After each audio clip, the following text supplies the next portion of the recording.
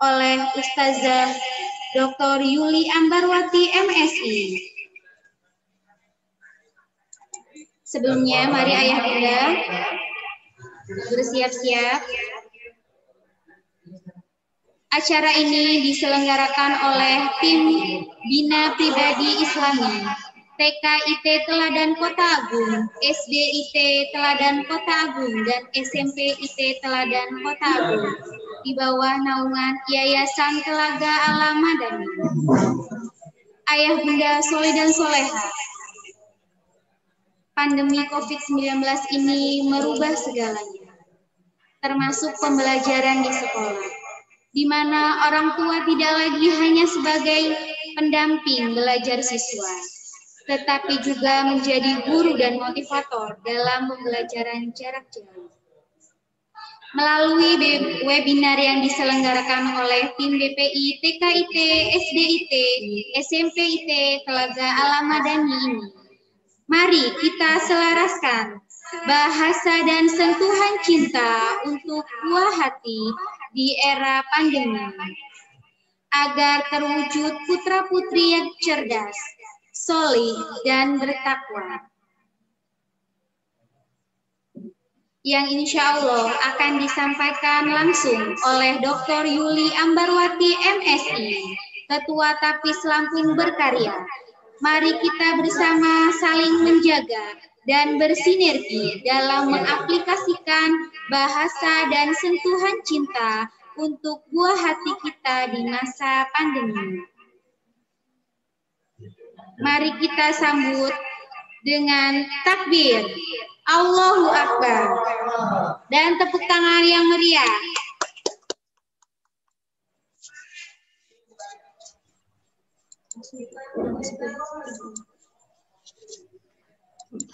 Baik, terima kasih. Assalamualaikum warahmatullahi wabarakatuh. Waalaikumsalam warahmatullahi wabarakatuh. Mudah-mudahan suara saya bisa terdengar dengan baik. Di sini saya lihat masih banyak anak-anak yang sabar menanti. Tadi sudah banyak yang keluar ya partisipannya. Untuk anak-anak saya kasih hadiah dulu. Setelah itu minta tolong Zoom-nya diserahkan ke orang tua ya anak-anakku sayang. Karena parentingnya untuk ayah dan bunda. Saya kasih untuk anak-anak dulu. Silakan anak-anak ikuti kita senam bersama ya. Pagi ini mungkin belum senam.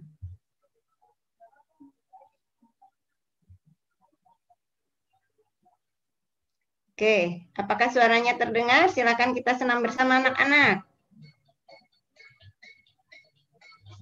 Ibu, ayah, dan bunda juga boleh ikut senam.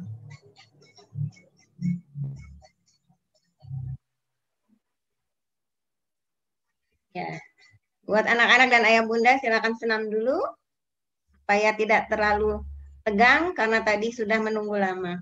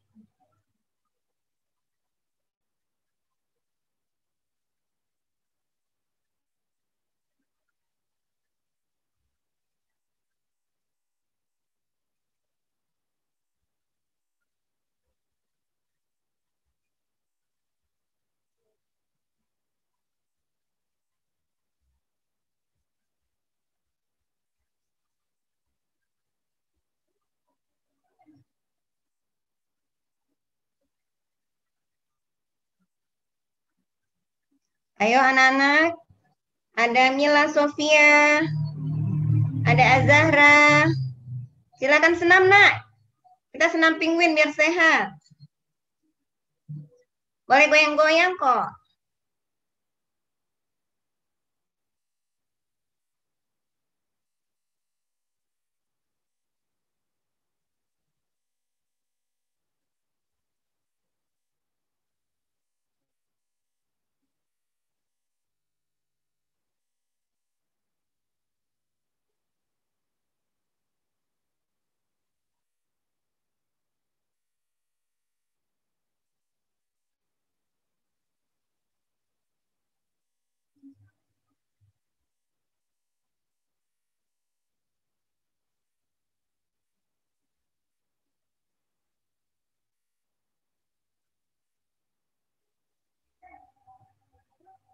Baik, sudah senam ya. Sekarang karena sudah senam anak-anak, jadi minta tolong Zoom-nya diserahkan ke ayah dan bundanya ya. Boleh anak-anakku sayang, panggil ayah dan bundanya. Anak-anak boleh main. Karena parenting ini namanya juga parenting ya, buat orang tua, bukan buat anaknya. Jadi tolong yang masih dipegang oleh anak-anak, HP-nya diserahkan ke ayah dan bundanya. Ya, biar ayah dan bundanya juga belajar. Oke.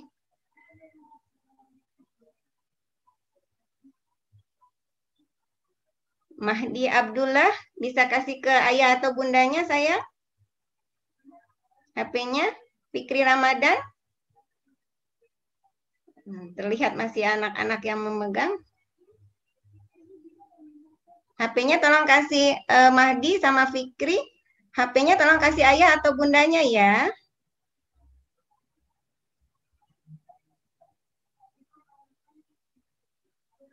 Ya, kasih ayah dan bundanya supaya ikut mendengarkan.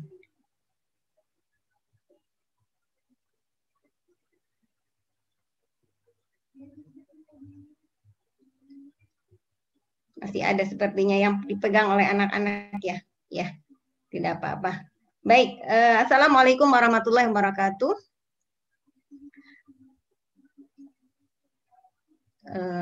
Nggak ada yang bisa nyaut ya, karena semuanya di-mute oleh host. Baik, waladzi anzala sakinata fi qulubil mu'minin yazdadu imanan ma'a imanihim asyhadu an la ilaha illallah wa asyhadu anna muhammadan abduhu wa rasuluh. Alhamdulillah atas segala nikmat yang Allah berikan kepada kita, nikmat sehat, nikmat iman, nikmat ukhuwah. Alhamdulillah, semua alhamdulillah. Yang saya hormati Ketua Yayasan Telaga Alam Madani Kota Agung, yang saya hormati juga Ketua Komite Sekolah Yayasan Telaga Alam Madani, dan yang saya hormati para ustadz ustazah, dan yang saya banggakan ayah bunda yang mengikuti acara hari ini. Meskipun tadi banyak kendala, mudah-mudahan tidak mengurangi hikmah dari acara hari ini. Saya dikasih amanah untuk menyampaikan materi terkait bagaimana kita bisa memberikan sentuhan, kalau di situnya ya, memberikan sentuhan, tapi saya mengambil tema di era pandemi. Kalau saya inginnya ngasih materinya itu tidak hanya di era pandemi, nanti kalau pandeminya berakhir di Januari, nanti berakhir juga cintanya.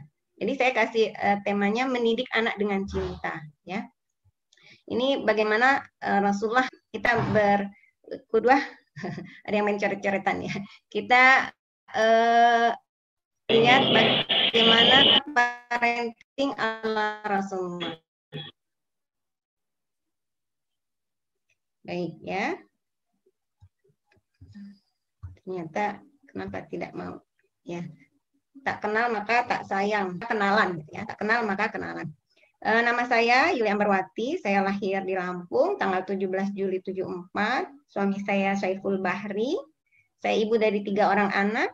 Pendidikan saya S1, S2, S3 saya semuanya kimia, Bapak Ibu ya, ayah bunda, jadi saya bukan psikolog ya. Nanti mungkin ada yang psikolog lebih banyak penguasaannya, silahkan nanti menambahi apa yang saya sampaikan ya.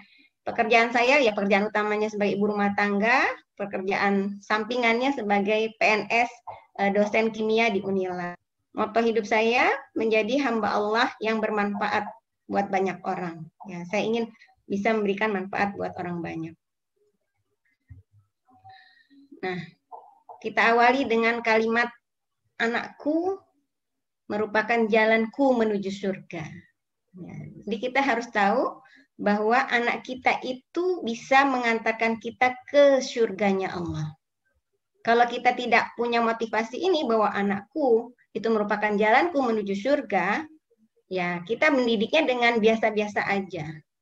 Karena dia nggak akan mengantarkan kita ke surga. Sama halnya dengan kalau kita ingin naik pesawat ke Jakarta, maka kita berharap pesawat kita itu bagus.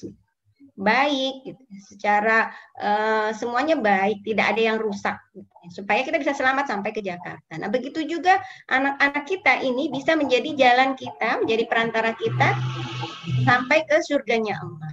Nah, ini foto dari ketiga anak saya. Ini anak saya yang pertama, ini foto 9 tahun yang lalu. Sekarang dia sudah kuliah di Unpad, jurusan sastra Jerman. Ini yang kedua juga sudah kuliah di Ilkom Unila, dan ini yang ketiga masih di SMP kelas 2 ya. Jadi ini keluar anak-anak saya ketiganya ini. Saya berharap ketiga anak saya ini bisa menjadi jalan agar orang tuanya bisa masuk ke dalam surga. Nah, ada beberapa hadis dari Rasulullah ya.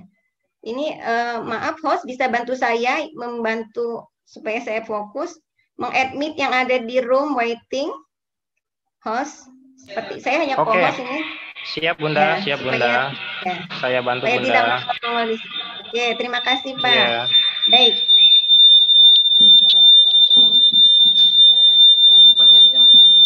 Mic-nya bisa dikecilkan ya. Ya. Hadis Rasulullah tentang mendidik anak. Ya. Seorang bapak yang menanamkan budi pekerti atau takdib kepada anaknya itu lebih baik daripada bersedekah sebesar 1 sok. Ya. Dalam hadis riwayat Tirmizi.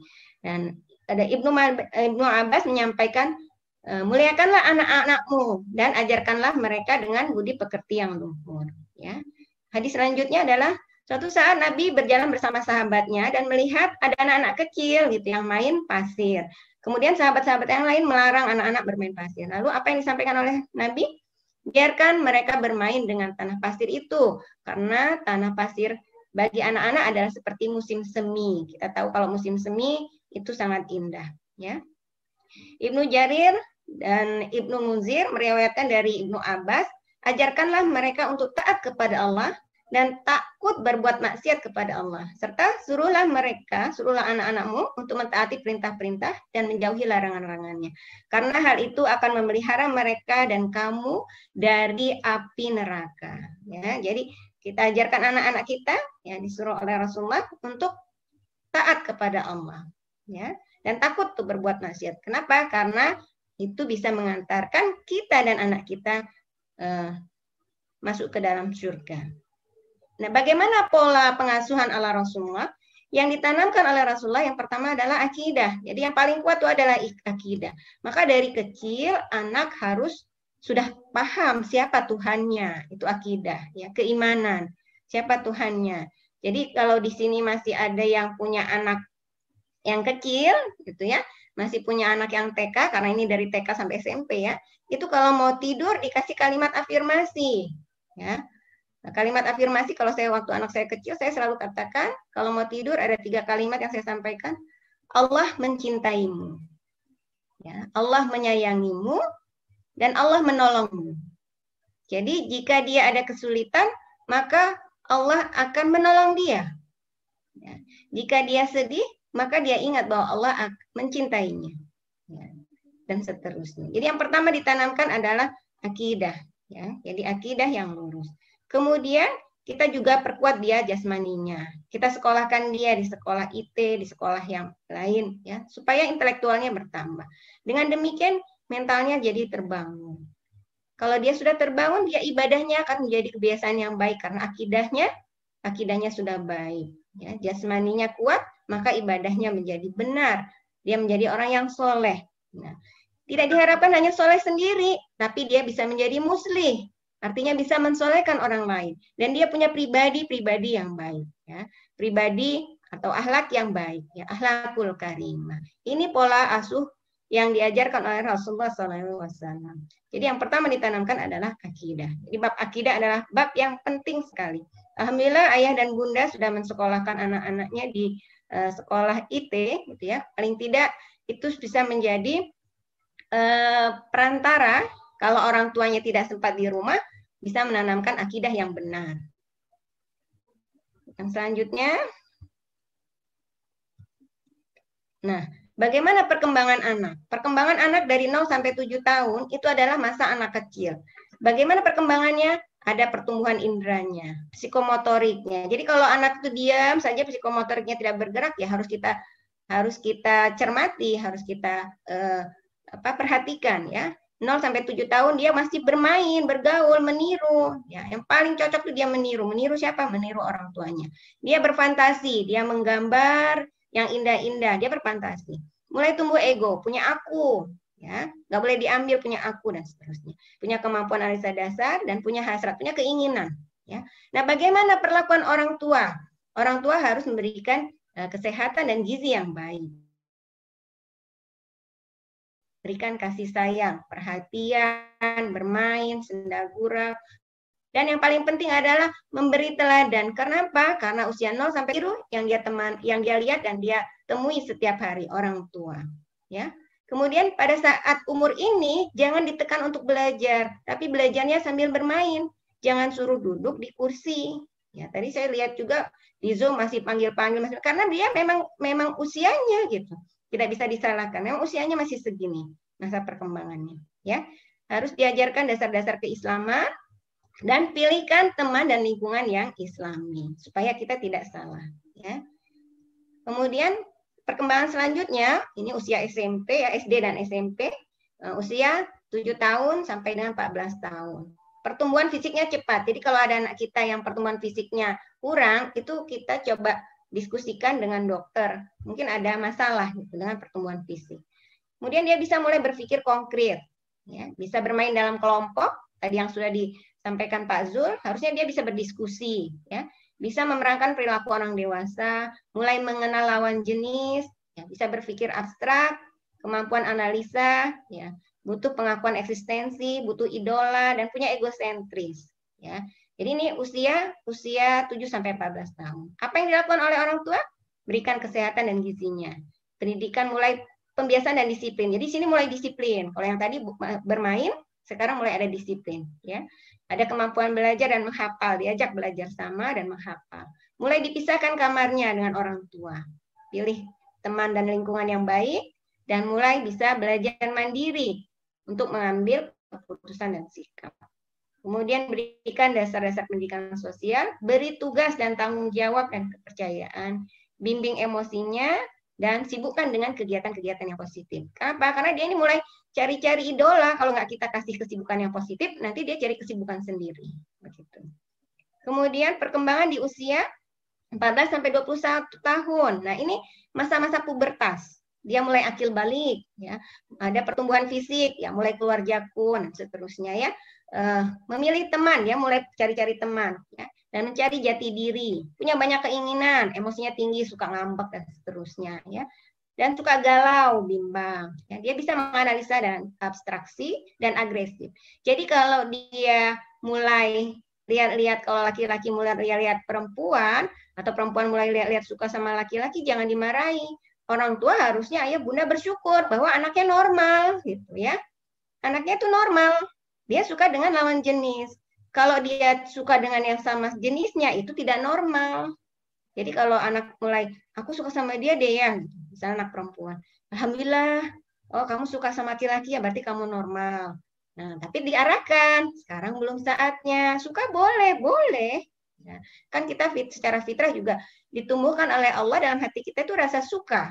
Ya, suka kepada yang indah, suka kepada yang cantik, suka kepada yang ganteng. Nah, karena itu apa yang dilakukan oleh orang tua? Berikan kesehatan gizi, bimbing emosinya. Kemudian sering tukar pikiran, diajak ngobrol. Ya, sibukkan dengan kegiatan yang positif, libatkan dalam pembinaan sosial, dan buat rencana masa depan. Kamu masih SMP, gitu ya. Bukan tidak boleh, boleh suka dengan lawan jenis, tapi tidak berlebihan, tidak sampai seperti apa. Orang suka dengan bunga juga boleh kan, berarti suka dengan lawan jenis boleh. Karena itu normal, tapi tidak boleh yang namanya pacaran dan seterusnya karena belum usiamu. Jadi kita ajak dia bertukar pikiran seperti itu, ya. Bukan semua tidak boleh, semua dilarang, bukan seperti itu. Baik, di usia 21 tahun ke atas ini adalah periode dewasa. Dia mulai mandiri, dia punya libido seksnya tinggi dan mulai produktif. Nah, apa yang dilakukan orang tua? Jadi mitra, bantu dia memilih jodoh, bantu dia aktualisasi diri. Kamu mau jadi apa sih, Bang? Oh, mau jadi wira swasta, oke. Bunda modalin deh, kamu mau usaha apa, dan seterusnya. Ya, jadi orang tua tidak lepas ya sampai anak itu besar, ya, sampai anak itu terus gitu ya bersama kita. Nah, anak itu macam-macam ya, bisa jadi ujian dari Allah, bisa jadi karakternya karena salah asuh, bisa jadi juga karena lingkungan yang buruk ya. Dan dia bisa jadi anak yang mungkin bodoh, nilainya buruk, atau anak yang tidak menarik, atau anak yang susah diatur, anak yang cuek, anak yang badung, anak yang usil, dan seterusnya ya. Nah, bagaimana ini peran orang tua dan guru adalah merubah anak yang dengan tema-tema seperti ini menjadi anak yang istimewa. Ini proses. Ya. Dan proses ini yang membuat kita berhasil itu di sini. Kalau anaknya memang sudah baik-baik semua, dia istimewa, itu biasa. Justru anak-anak yang begini kemudian dia menjadi istimewa, inilah yang berhasil, orang tua yang berhasil. Ya. Nah, Allah memberikan potensi kepada semua manusia, baik kita ataupun anak-anak, gitu ya. Allah berikan potensi sejak lahir yaitu dengan zon prasangka. Ada prasangka baik dan ada prasangka buruk. Setiap manusia dilahirkan dengan prasangka. Jadi ada prasangka yang baik dan prasangka yang buruk. Prasangka yang baik akan melahirkan energi motivasi yang baik. Ya. Sementara prasangka yang buruk akan melahirkan perilaku yang buruk. Karena itu prasangka baik yang harus kita luaskan, sementara prasangka buruknya harus kita kecilkan, kita sempitkan wilayahnya. Selanjutnya, nah, bagaimana membentuk citra diri? Ya, kita sering sekali menyampaikan ya dengan sadar ataupun tidak sadar mengucapkan ya kamu bodoh, kamu bandel, sering gitu ya diucapkan ke anak-anak. Kamu nakal, kamu jorok, kamu pencuri, kamu pembohong, kamu penakut. Kalau sudah ini yang kita berikan ke anak, ya, informasi ini yang terus dijali ke anak, maka citra diri dia menjadi, oh saya memang bodoh kok, ya udah saya nggak bisa apa-apa. Oh saya memang bandel kok, ya udah. Saya nakal kok, ya udah nakal aja. Saya jorok, ya udah nggak usah dibersihin. Ya, jadi citra diri ini karena sering diungkapkan. Ya, saya jadi pembohong, jadi penakut dan seterusnya. Kenapa? Karena memang sering ini yang diungkapkan terus oleh orang tua atau orang yang ada di sekitarnya. Sementara kalau kita ingin punya anak kita punya citra yang positif, maka informasi yang kita sampaikan harus yang positif juga. Oh, kamu pandai kok, Nak. Kamu soleh, kamu rajin, kamu bertanggung jawab. Maka insya Allah dia akan menjadi anak-anak yang, oh saya memang pandai loh, saya soleh, maka saya harus sholat tepat waktu. Saya rajin, oh saya harus bantu ibu saya. Saya bertanggung jawab, oh saya harus beresin mainan saya, dan seterusnya. Jadi bagaimana citra diri ini bergantung bagaimana orang tua memberikan informasi tentang anak, ya, tentang anak sehari-hari. Kemudian ada 2 teguran yang singkat dan jelas. Teguran yang pertama adalah tegur perilaku yang keliru. Jadi kita itu tidak suka dengan perilakunya, bukan tidak suka dengan anak kita ya, tapi perilaku yang tidak suka. Perilakunya misalnya kalau disuruh nanti-nanti, nah itu perilaku seperti itu nggak baik. Ya. Tumbuhkan bahwa itu tidak baik, tumbuhkan perasaan bersalah kalau itu perilaku yang tidak baik. Misalnya mengambil uang tanpa bilang karena dia pengen jajan. Nah itu perilaku yang nggak baik. Nah, kemudian teguran yang kedua, teguran dalam bentuk pujian, puji pribadi yang sudah baik. Ya. Ini kamu udah baik ya bantuin ibu. Jadi hargai pribadi yang baik dengan citra positif diri ya. Citra diri yang positif seperti itu. Jadi jangan hanya teguran yang keliru terus yang kita sampaikan. Tapi hal baiknya harus juga kita sampaikan. Bahwa dia punya kebaikan-kebaikan seperti itu. Jadi bukan hanya yang buruk-buruk saja. Oke. Nah, perhatian positif itu dalam bentuk verbal bisa pujian, dorongan, komentar positif, ungkapan, dan kekaguman. Ya, dalam bentuk fisik, jadi perhatian positif itu bisa dalam bentuk verbal, bisa dalam bentuk fisik, bisa dalam bentuk materi. Dalam bentuk fisik, ya ditepuk bahunya, diusap kepalanya, dikasih senyuman, dikasih ciuman, ya dan seterusnya. Ya, kasih acungan jempol dan seterusnya. Nah, dalam bentuk materi bisa kasih hadiah, fasilitas, kasih bintang, kasih oleh-oleh dan seterusnya. Ya, ini nggak harus mahal hadiah-hadiahnya, tapi dibungkus yang cantik, misalnya hanya pensil atau penghapus, tapi dikasih yang cantik. Bila dia melakukan sesuatu hal kebaikan, maka dia akan dapat hadiah. Ya, pengalaman saya pribadi, saya dulu waktu anak-anak kecil, saya punya namanya kantong Doraemon. Kantong Doraemon itu isinya hadiah-hadiah kecil, dan jika mereka melakukan kebaikan boleh mengambil kantong Doraemon itu satu. Jadi dia selalu dapat hadiah. Ya, hadiahnya ya itu tadi yang kecil-kecil saja. Nah, perhatian positif ini harus ditingkatkan, dinaikkan, ya, dimaksimalkan. Sementara perhatian yang negatif yang harus kita minimalkan. Ya, apa tuh perhatian negatif? Ya, secara verbal, celaan, hinaan, panggilan buruk, ya. Hei bandel, nah itu panggilan buruk, ya. Cerita buruk di depan orang lain, ya. Dia pernah nakal terus kita ceritakan ke orang lain. Nah, itu tidak boleh. Itu perhatian yang negatif. Secara materi, ya, dia karena kamu nakal, kamu nggak dapat uang saku. Nah, itu juga tidak baik. Ya, kamu nggak boleh makan. Nah, apalagi, ya kasihan dong anak kita, ya. Dan nggak boleh nonton TV. Kalau nonton TV mungkin masih dibatasi, boleh, ya. Kemudian secara fisik dicuekin, ya, atau kebiasaan main tangan, ya, nggak boleh itu, ya, memukul, dicibir, pukulan, ya, pandangan sinis, atau sampai tendangan dan dorongan. Jangan, nauzubillah min dzalik, jangan sampai seperti itu. Nah, ini perhatian-perhatian yang negatif, ya, yang harus kita minimalkan, jangan sampai, ya, jangan sampai kecuali memang ada sesuatu yang mendesak dan harus kita lakukan, tapi jangan sampai itu menyakiti. Nah, ternyata hasil penelitian, anak-anak itu rata-rata setiap harinya menerima 460 komentar negatif atau kritikan, dan 75 komentar positif atau dukungan. Jadi, nih yang negatifnya segini nih, Bapak, Ibu, Ayah, Bunda, sementara yang positifnya kecil sekali. Kira-kira dia akan tumbuh menjadi orang yang positif atau negatif kalau kita perhatiannya seperti ini, ya.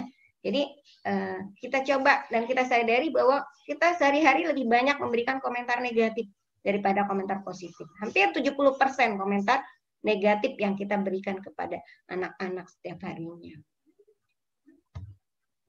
Nah, bagaimana selanjutnya agar anak itu bisa bertanggung jawab dan seterusnya? Maka kita buat pertanyaan, ya. Ya, jadi buat sebuah pertanyaan bagi anak itu ibarat sebuah bab pelajaran yang harus dipelajari oleh kakak-kakaknya di sekolah. Jadi kalau satu pertanyaan itu satu bab menurut mereka. Maka jawabannya akan berarti untuk biasa dia bisa mengasah otak, kita lakukan dengan cara, jadi kemampuan bertanya dan menjawab anak-anak itu biasakan dengan 5W 1H. Wah, terlalu berat nih ya mungkin, tapi kita latih gitu. Kamu maunya apa? Mau main? Kapan?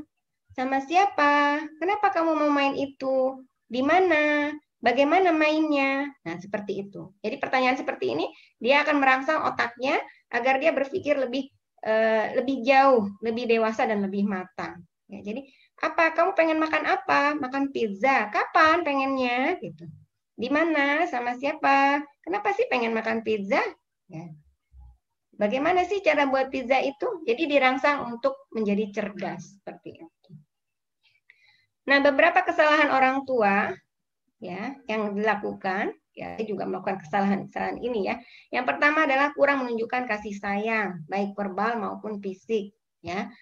Kurang meluangkan waktu yang cukup, ya, buat ibu-ibu, bapak yang bekerja. Kita memang biasa dituntut dengan pekerjaan yang banyak, tapi kita juga harus punya waktu, ya, waktu untuk keluarga. Ya. Kemudian bersikap kasar secara verbal, bersikap kasar secara fisik. Ya, ini juga tadi ya yang negatif-negatif harusnya kita kurangi. Terlalu memaksa anak untuk menguasai kemampuan kognitif secara dini. Jadi anak TK tuh jangan dipaksa-paksa belajar berhitung, Bapak Ibu, ya, Ayah Bunda. Jangan dipaksa-paksa belajar membaca. Itu memaksa anak, ya, nggak boleh, ya. Dan tidak menanamkan akhlak yang baik, tidak menanamkan akhlakul karimah. Nah, ini harus menjadi pelajaran kita dan kita akui bersama karena kita melakukan itu. Lalu apa dampaknya bagi anak kalau kita melakukan hal yang tadi? Ternyata anak itu jadi cuek, emosinya negatif, tidak responsif, disuruh tarsok-tarsok, ya, agresif, minder, nggak pede, nggak stabil secara emosi. Ini karena kita juga gitu. Jadi jangan salahkan anak, karena ini adalah kesalahan kita, ya. Tidak percaya pada orang tua, enggak lah, nanti juga kalau ngomong pasti dimarah gitu, ya. Jadi seperti itu. Nah, ini kenapa saya katakan ibu-ibu, karena ibu-ibu banyak di rumah gitu, ya. Penyebab ibu berlaku kasar dan emosional, ya. karena kelelahan mengerjakan tugas rumah tangga. Jadi ibu itu kerjanya kan 24 jam ya di rumah itu. Kemudian bosan karena selalu di rumah gitu. Akhirnya emosi, marah gitu. Jenuh ya, karena pergaulannya terbatas. Kurang dihargai suami. Nah, para ayah ya, para bapak, tolong dong hargai istri. Istri itu udah capek loh gitu. Jadi tolong bantuin. Kemudian ibu kasar juga karena pelampiasan konflik dengan suami. Ada masalah dengan suami, maka efeknya pasti ke anak, anaknya yang dimarah. Ya. Atau juga ada pengaruh latar belakang pola pendidikan keluarga waktu kecil. Misalnya yang dari militer, misalnya dia selalu disiplin. Ya. Dan seterusnya. Nah, Allah merahmati seseorang yang membantu anaknya berbakti kepadanya. Jadi Allah sangat merahmati ayah bunda yang membantu anak-anak untuk bertakwa kepada Allah Subhanahu wa taala. Nah, sekarang pertanyaannya adalah gimana caranya ya? Caranya yang pertama adalah menerima yang sedikit darinya. Ya, dia baru bisa mencuci gelas satu, terimalah yang sedikit kebaikan dari dia. Kemudian memaafkan yang menyulitkan. Jadi harus punya kosakata maaf yang banyak sekali seperti itu. Tidak membebaninya dengan masalah-masalah, tidak membebaninya dengan PR-PR dan seterusnya. Ya, tidak memakinya. Nah, ini yang disabdakan oleh Rasulullah SAW. Jadi terima anak-anak itu kebaikan walaupun sedikit. Ya. Kan itu anak kita. Kemudian maafkan jika dia melakukan kesalahan. Ya, tidak membebaninya yang melebihi kapasitasnya dan tidak memakinya. Ya, ini yang diperintahkan oleh Rasulullah.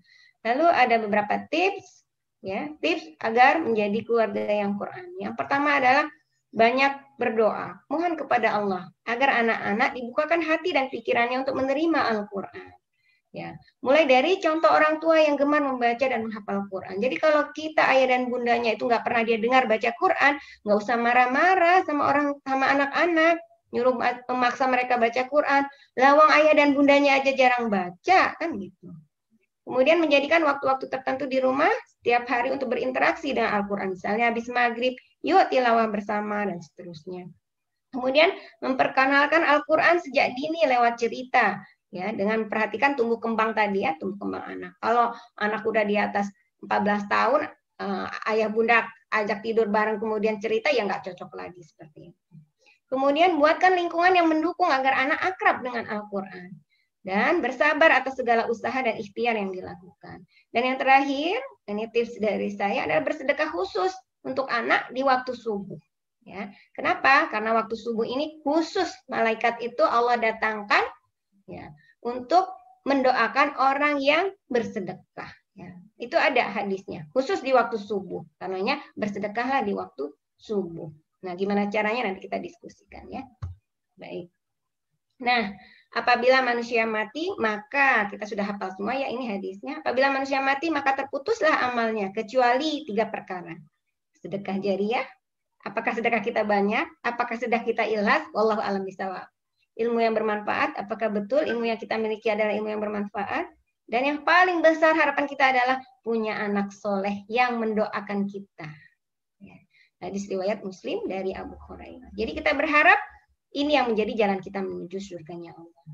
Yang punya anak yang soleh, yang kelak bisa mendoakan kita agar kita bisa masuk ke dalam jannahnya. Nah, ini saya sampaikan untuk ibu-ibu supaya para ayah juga tahu ya. Ibu rumah tangga itu tugas yang ditekuninya 24 jam dan itu tidak dibayar alias gratis, nggak ada waktu cuti, ya, nggak ada waktu istirahat, libur, dan lebih sering nggak dihargai. Tapi sampai sekarang tidak ada yang mengundurkan diri sebagai ibu rumah tangga. Jadi itulah ibu rumah tangga. Sekian dan terima kasih. Ini dulu dari saya, kita mungkin lebih banyak diskusi karena memang waktunya juga sudah siang. Saya kembalikan ke moderator atau MC. Masya Allah, luar biasa sekali. Alhamdulillahirrahmanirrahim. Jazakillah khair kepada Ustazah Yuli Ambarwati yang telah menyampaikan materi. Luar biasa menarik, kemudian sangat-sangat bermanfaat kepada untuk ya mohon maaf kami ulangi sekali lagi jazakillah khair kepada Ustazah Yuli Ambarwati yang telah menyampaikan materinya. Luar biasa sekali, alhamdulillah. Insya Allah mudah-mudahan dapat bermanfaat kepada kita semua selaku orang tua dari anak-anak tercinta kita, dan mudah-mudahan kita dapat mengaplikasikan tips-tips yang luar biasa dari Ustazah Yuli untuk anak kita dalam kehidupan sehari-hari. Amin amin ya rabbal alamin. Bagaimana ayah bunda, masih semangat? Tetap semangat. Tetap semangat? Lebih semangat. Lebih semangat? Allahu Akbar. Masya Allah. Terima kasih ayah bunda yang masih bersemangat karena Allah. Baik, selanjutnya